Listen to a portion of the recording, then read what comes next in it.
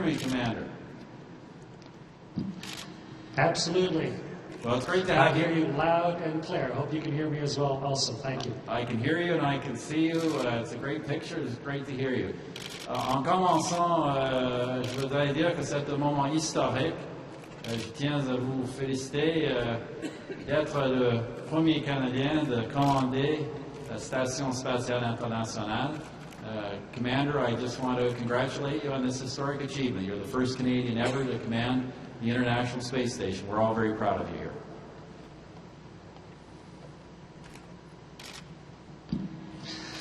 Merci, monsieur. Thank you very much. After, 35 years of service to my country and to my government, I am so incredibly proud to have the chance to do this now.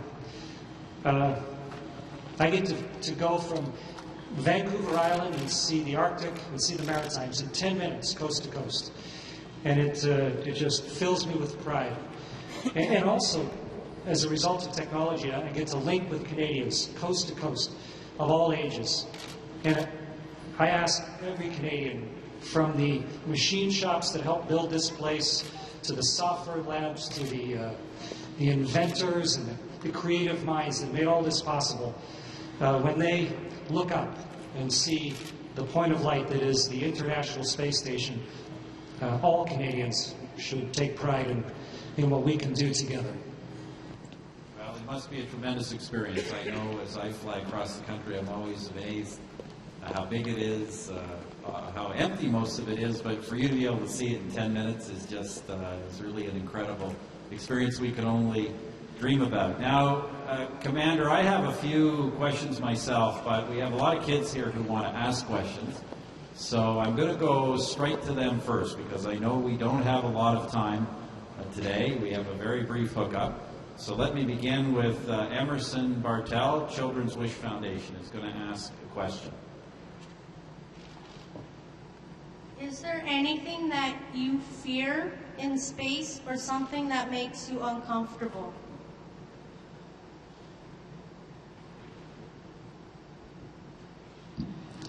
Emerson, I'm afraid when I don't have a plan, when I can't get ready for something. You know, there are always things happening, and some of them are scary if you're not ready. So what I always try and do is no matter what's happening, whether it's something simple or something dangerous, I prepare for it. I think about it. I visualize what I can do and therefore what I'm going to do. And then no matter what it is, whether I'm facing, it makes me feel better about it. And it stops me being afraid of it. And that's whether I'm piloting a spaceship or commanding the space station, or speaking with the Prime Minister of Canada, or talking with you, Emerson. I just try and get ready, and then I'm not afraid. It's Laureen Harper here. I would like to introduce Robbie Passmore-Waugh of the Children's Wish Foundation to ask the Commander a question. Come on up, Robbie.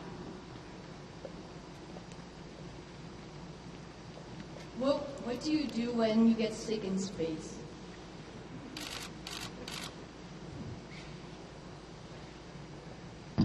Thank you, Robbie. We try not to get sick, of course. You can't catch a cold up here because there's no one to catch a cold from. But everybody on board is trained as an emergency medical technician. So I can do all basic medicine. I've worked in a hospital in the emergency room taking care of people as they come in with all different injuries. So I really understand the basics that I need to know. Right here under my feet is our emergency medical kit and pharmacy. Behind me is like a stretcher that if someone got sick, we could strap them to that stretcher. And then we also on board with our crew, we have Dr. Tom Marshburn, a medical doctor. And so Dr. Tom could take care of each of us. But if Tom got sick, then I'd be taking care of Tom. So we're ready for it. We try not to get sick. We're careful. But if we need to, we're ready to take care of each other medically. Good job, Robbie. Prochaine question. Sera présentée par Marie de Grandpré. Marie va poser une question de la part d'Elizabeth de l'École publique Centennial à Kitchener. Pourquoi est-il si important pour le Canada d'être un partenaire du programme de la Station spatiale internationale?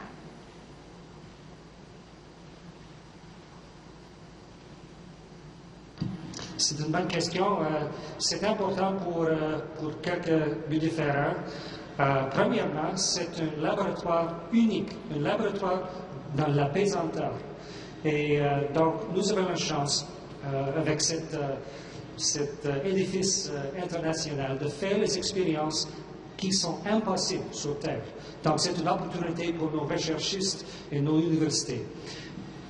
Mais aussi, je pense que c'est important comme une chose d'inspiration pour les jeunes Canadiens, d'avoir une chose qui est presque impossible, qui est juste à la frontière de la possibilité.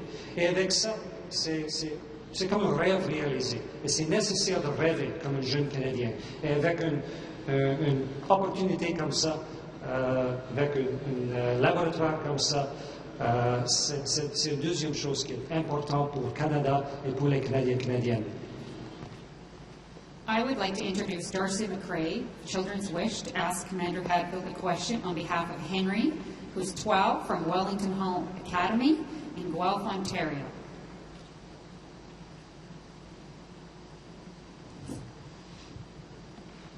Good afternoon, Commander Hatfield. Here's a question. Does Canada look like you would expect it to from space? Does it look just like it does on a map, or is there anything that is really unique or stands out from space?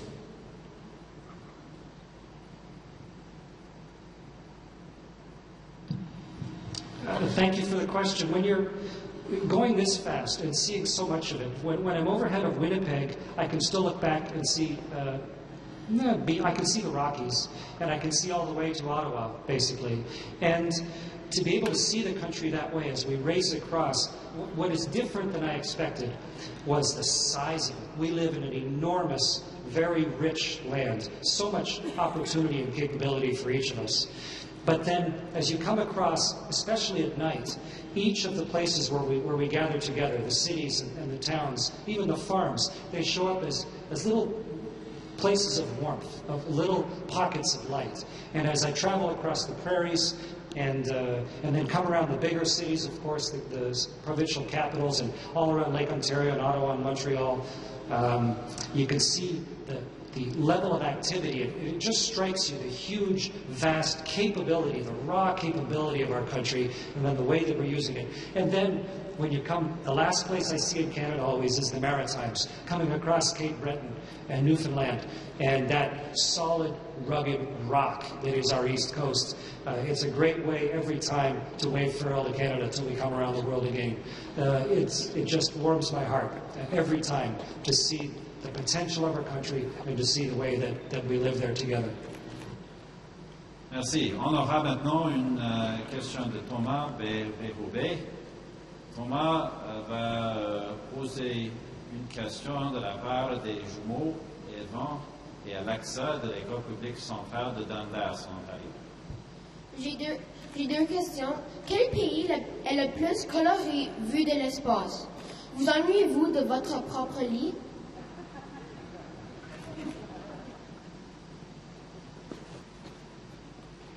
Oui, c'est deux questions. Pour le premier, à moi, c'est les Bahamas, les îles Bahamas. C'est à cause des récifs coraux. Les couleurs de ça sont incroyables. Tous les bleus qui existent. C'est comme un arc du ciel sous l'eau. Un coup d'œil chaque fois. C'est incroyable de voir ça. C'est brillant. Et pour la deuxième question, dormir ici dans l'espace, vous n'avez pas besoin de lit, un oreiller, c'est tellement confortable. C'est possible d'être totalement relaxé, totalement, chaque muscle. Et pour moi, à moi, c'est mieux que être dans la chambre couchée chez moi ou sur Terre. C'est un endroit merveilleux pour dormir. I would like to introduce Marcus Gandia to ask Commander Hadfield a question on behalf of the Grade 3 class of South Poplar Elementary, Abbotsford, British Columbia. Hello, Commander Hadfield. Hello, Commander Hadfield. Here's my question. What advice do you have for the aspiring astronauts in our class and across the country?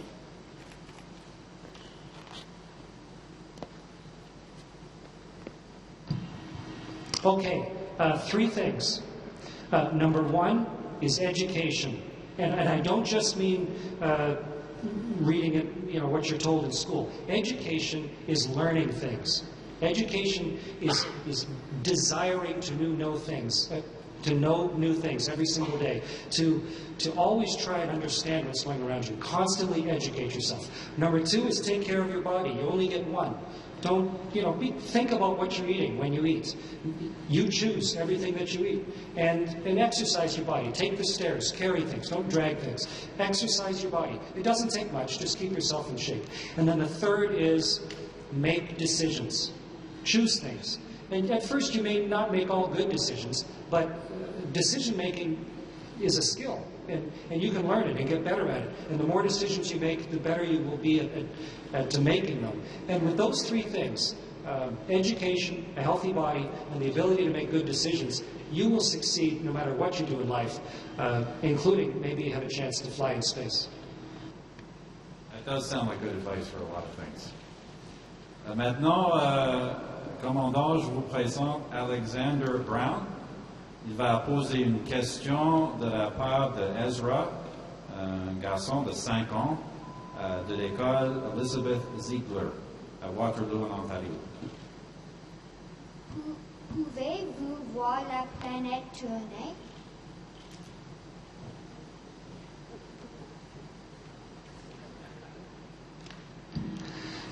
Pas directement pour voir la planète tourner. C'est parce que ça tourne juste 2 fois par jour, chaque 24 heures.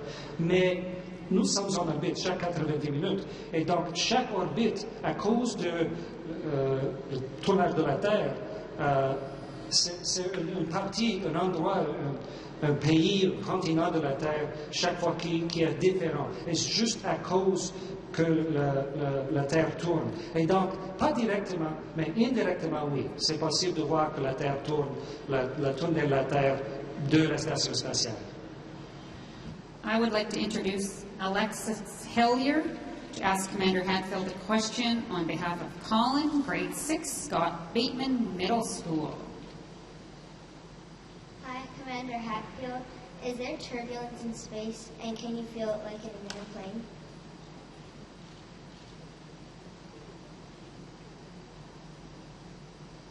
There is no turbulence up here at all. It is smoother than silk. It's like if you've ever been skating on perfect new ice just after the Zamboni goes, and everything, you just slide across the ice and you don't feel even a ripple. Or maybe down a perfect slide, nice and wet, where everything's just beautifully smooth. It's like that. There's never a bump. You can float and fly, and it's sort of like magic. But no, it's perfectly comfortable. You should try it. It's great. I'd like to introduce Commander Matthew Broughton. Matthew is bringing us a question on behalf of a Twitter account, SteffiPoo446. I'm going to assume that's not a real name. She is in Centennial Public School, also in Waterloo, Ontario. Matthew. Is it possible to land on Mars in the near future?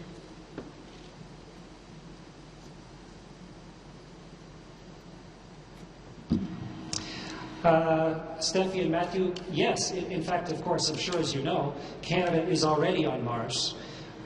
We have scientific experiments, scientific hardware that was built by Canadians, smart, educated engineers and scientists that is helping us to understand Mars right now. Because you can't understand the human body by looking at just one person. You can't understand planets just by looking at one. By understanding the history of Mars and the history of the Earth and the others, we can really start to get a feel for what's in store for Earth itself. But I think probably your question is, could people go to Mars? And yes, things we've learned on the space station, how to stay in space for months and months, how to build things, what equipment to build it out of, yes. But right now, it's sort of like sailing around the world hundreds of years ago, or flying across the Atlantic 100 years ago. It's just barely possible, but it would be very risky, and so therefore quite expensive. And I think what we need to do is invent some more things. We need Canadians like you to come up with great inventions, like the Canadarm, or like microflow, which is a great Canadian experiment that I'm working on, just came out last week. We need inventions that will make travel to Mars safer and faster, energy sources and engines. So yes, we could do it if we had to, and I'm sure we'll do it in the future. It's just a matter of things that we can invent. We're limited just by our own imagination and creativity. I would like to introduce Ava Gandia to ask Commander Hadfield a question on behalf of Jacqueline from York House School, Vancouver, British Columbia. Hello, Commander Hadfield. My first question is, what has been the most interesting part of being an astronaut and going to space? And have you had any interesting experiences that you will never forget?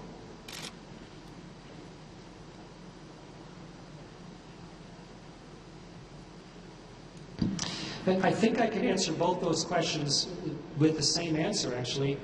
And being inside a spaceship is wonderful, magnificent. Being weightless, doing all of this experiments, being here with a great group of people, wonderful, motivated, humble people. But the most magnificent experience was going outside, putting on the big white spacesuit and walking in space. And the reason is, not only was I out there building Canadarm2 and bolting it together and bringing Canada's robot arm to life, but I was alone with these two hands and these two eyes in between the world on one side, turning in all of its colors, and the universe on the other, in all of its absolutely fundamental blackness and the rest of everything. And I was there holding on to this vehicle, this space station, with one hand. One of the first humans to ever be able to see our world that way and to get a sense of the perspective myself. It'll be with me always. It is a magnificent experience to see the world and to see the universe that way. I was the first Canadian to ever do it, but I'm not the last. I hope more Canadians, including you, get a chance to see the world that way. It changes how you think. Commander, that was our last student question, and I see your colleagues, David Saint-Jacques and Jeremy Hansen, have appeared, which means we're about due to wrap this up. So I know we all want to thank you for spending time with us. Vous avez l'esprit des pionniers qui ont exploré notre pays. C'est une nouvelle époque, mais c'est encore l'exploration pour notre pays. Nous sommes très fiers de vous. Et nous donnons nos félicitations pour le bon succès et la bonne chance. Again, Commander, I'm here with all these kids and parents. I just want to say that you represent the kind of spirit we had in the explorers who went out and found our country, built our country, and you're carrying that into a modern age. We're all very proud of you. We wish you good luck and success. We have all these kids who've done such a great job asking the questions, other children who are with them. We have your parents here. So let's all together give Commander Hadfield one more big cheer. And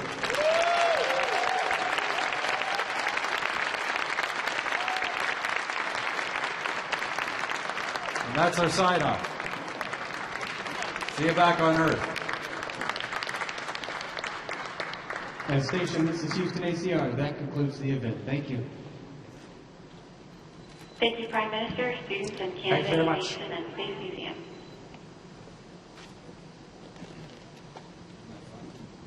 Very nice. How cool was that?